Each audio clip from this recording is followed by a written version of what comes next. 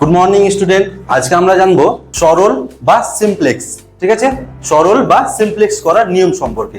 আমরা আগে দেখি ছোটবেলায় তোমরা শিখেছো, সরল করতে শিখেছো নিশ্চয়। ঠিক আছে, এবার সরলে যে তোমরা যে ভাগের কাজ, গুণের কাজ, যোগের কাজ, বিয়োগের কাজ করো, সেগুলো করার জন্য কিছু নিয়ম আছে বা একটা নিয়ম আছে। সেই নিয়মটা কি, সেই নিয়ম সম্পর্কে আমরা জানবো। বা সরলে আমরা প্রথম কেন ভাগের কাজ করতে গেলাম। ঠিক আছে, প্রথম আমরা গুণের কাজ করতে পারতাম তো।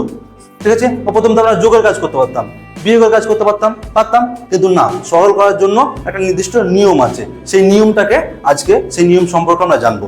সেই নিয়মটাকে বলা হয় বদমাস নিয়ম বা বদমাস রুল। কি বলা হয়? বদমাস রুল। ঠিক আছে, তাহলে সেই নিয়মটা কি বললাম? বদমাস রুল। তাহলে আমরা লিখবো সেই নিয়মটা কি।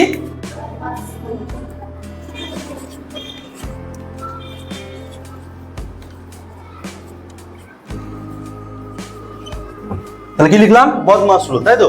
আচ্ছা, এই বদমাস রুলে প্রত্যেকটা অ্যালফাবেটের বা প্রত্যেকটা অক্ষরের আলাদা আলাদা মানে রয়েছে। এই মানের উপর ভিত্তি করে আমাদের সরল করা হয়। তাহলে প্রথমে কি আছে? বি, তাই তো? তাহলে বি ফর ব্র্যাকেট। ব্র্যাকেট যেটাকে বাংলায় বলা হয় কি? বন্ধনী। যেটাকে বাংলায় কি বলা হয়? বন্ধনী।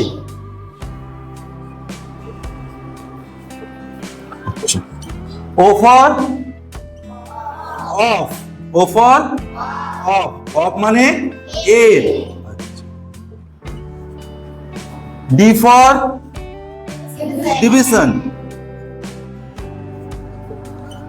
division মানে ভাগ। M for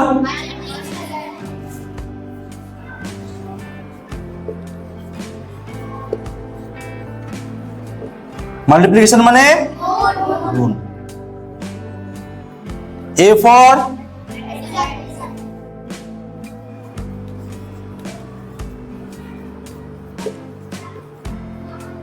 addition মানে S for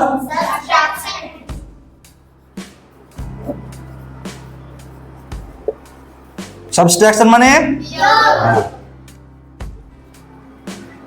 আচ্ছা দেখো, তাহলে আমরা কি বললাম? বদমাস রুলের কথা, তাই তো? আচ্ছা, তাহলে বদমাস রুলের প্রত্যেকটা অক্ষরের আলাদা আলাদা নিয়ম আছে বললাম, আচ্ছা, বা মানে আছে। ঠিক আছে, তাহলে কি জানলাম? বি ফর ব্র্যাকেট, ব্র্যাকেট মানে বন্ধনী। তারপর কি বললাম? ও ফর অফ, অফ মানে হচ্ছে এর। তারপর কি বললাম? ডি ফর ডিভিশন, ডিভিশন মানে হচ্ছে ভাগ। তারপর এম ফর মাল্টিপ্লিকেশন বা গুণ। তারপর এ ফর অ্যাডিশন বা যোগ, এবং এস ফর সাবট্রাকশন বা বিয়োগ। তাহলে এটা হচ্ছে একটা সরল করার নিয়ম। আচ্ছা, এবার তোমরা যখন সরল করতে যাও, তখন সরল করতে দেখতে পাবে। ঠিক আছে,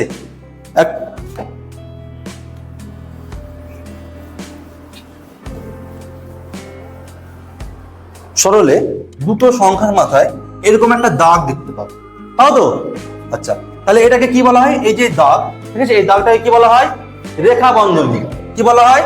রেখা বন্ধনী। এবার আমরা যে প্রথমেই সরলের বি ফর ব্র্যাকেট সম্পর্কে জানলাম। এই ব্র্যাকেট কত প্রকার? ব্র্যাকেট হলো 3 প্রকার, তাই তো? তাহলে এই ব্র্যাকেট 3 প্রকার কি কি? প্রথম হচ্ছে প্রথম বন্ধনী, তাই তো? বা ফার্স্ট ব্র্যাকেট। এটা কি বলা হয়? প্রথম বন্ধনী বা ফার্স্ট ব্র্যাকেট।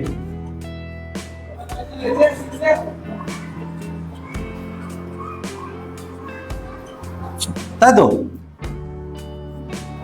এটা কি বলা হয়? দ্বিতীয় বন্ধনী বা সেকেন্ড ব্র্যাকেট। আরেকটা আছে, সেটা কি? তৃতীয় বন্ধনী বা থার্ড ব্র্যাকেট।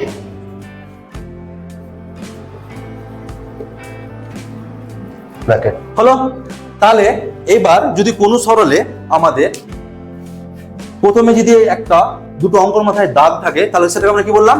রেখা বন্ধনী, তাই তো? তাহলে প্রথম আমাদের কি করতে হবে? রেখা বন্ধনী কাজ করতে হবে। তারপর কি করতে হবে? প্রথম বন্ধনী কাজ করতে হবে।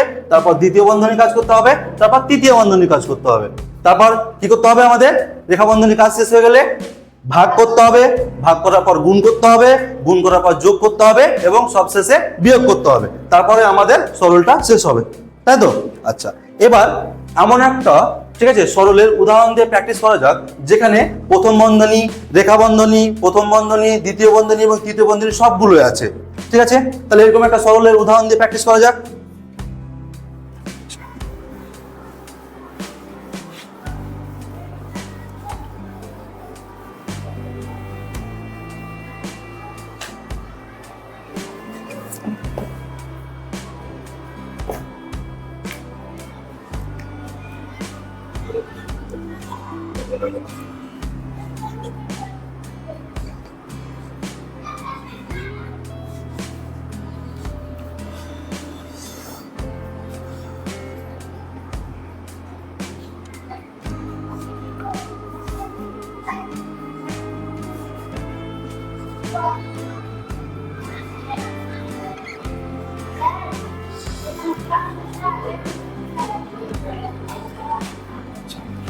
সবাই দেখতে পাচ্ছ?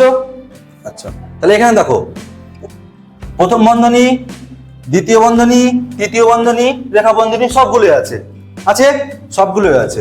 আচ্ছা, তাহলে আমরা কি জেনেছি, সরল করার সময় আমাদের প্রথমে কি করতে হয়, রেখা বন্ধনী কাজ করতে হয়, তাই তো? তাহলে এখানে রেখা বন্ধনী কোন দুটো সংখ্যার উপরে আছে, এই দুটো সংখ্যার উপরে আছে, তাহলে আমাদের প্রথমে এই দুটো সংখ্যার কাজ করতে হবে। আচ্ছা,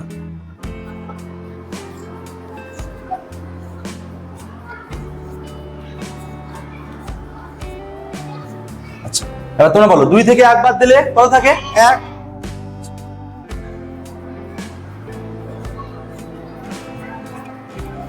হ্যালো, আচ্ছা, এবার নিয়ম অনুযায়ী আমাদের কি করতে হবে, প্রথম বন্ধনীর কাজ করতে হবে, তাই তো?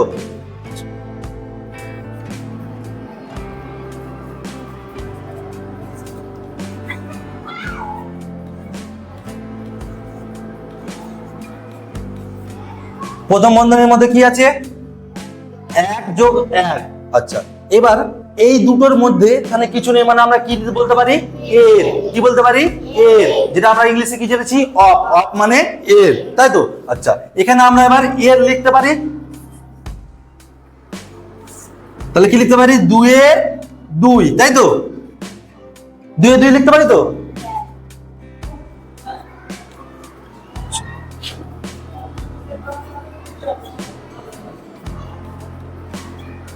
তাহলে এবার দেখো, আমাদের রেখা বন্ধনের কাজ হয়ে গেছে, প্রথম বন্ধনের কাজ হয়ে গেছে, এবার নিয়ম আমাদের অনুযায়ী কি করতে হবে, দ্বিতীয় বন্ধনের কাজ করতে হবে, তাই তো? আচ্ছা, দ্বিতীয় বন্ধনের কাজ করার আগে আমরা দেখতে পাচ্ছি এর আছে, তার মানে কি এর কাজ আগে করতে হবে। আচ্ছা, 2 এর 2 মানে 2 এর সাথে 2 কে গুণ করতে হবে, তাই তো? 2 এর 2 মানে 2 এর সাথে 2 কে গুণ করতে হবে। আচ্ছা, 2 এর সাথে 2 কে গুণ করলে কত পাবো, 4।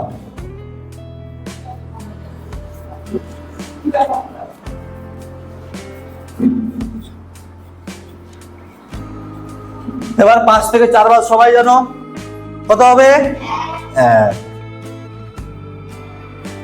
আচ্ছা, এবার দেখো, এবার আবার দেখো, 16 পরে কিছু নেই, কোনো চিহ্ন নেই, মানে কি আছে, অফ বা এর। তাহলে আমরা বলতে পারি 16, তাই তো? 16 কত হবে, 7।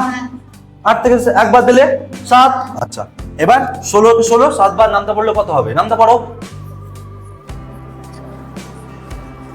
নামটা না পড়তে পারলে সহজে গুণ করে দেবো, 16 কে 7 দিয়ে গুণ করে দিলে হবে, 6 7 42, 42 এর 2, আর থাকলো কত, 4। 7 1 7 আর 4 11, তাহলে কত পেলাম গুণ করে, 112। হলো, এবার অতএব নির্ণয় সরলফল সমান 112। বুঝা গেল? তাহলে আমরা প্রথমে প্রথম বন্ধনী কাজ করলাম, রেখা বন্ধনীর কাজ করলাম, তারপর প্রথম বন্ধনীর কাজ করলাম, তারপর দ্বিতীয় বন্ধনীর কাজ করলাম, তারপর তৃতীয় বন্ধনীর কাজ করলাম, তারপর শেষে আমাদের সরলে যেটা অ্যান্সার বেরোলো এটাই ফাইনাল অ্যান্সার। ঠিক আছে? আচ্ছা, এবার বলো, সরল নিয়ে কারো কোনো সমস্যা নেই? আচ্ছা, তাহলে এবার যদি তোমাদেরকে সরল করতে দেওয়া হয় তাহলে তোমরা আশা করি সরল পারবে। আচ্ছা, তাহলে কোনো, ঠিক আছে, আজকে তাহলে এই পর্যন্ত। ঠিক আছে, এর পরের দিন আবার সরলের বিভিন্ন রকম নিয়ম নিয়ে বিভিন্ন রকম, ঠিক আছে, অঙ্ক করে দেখাবো।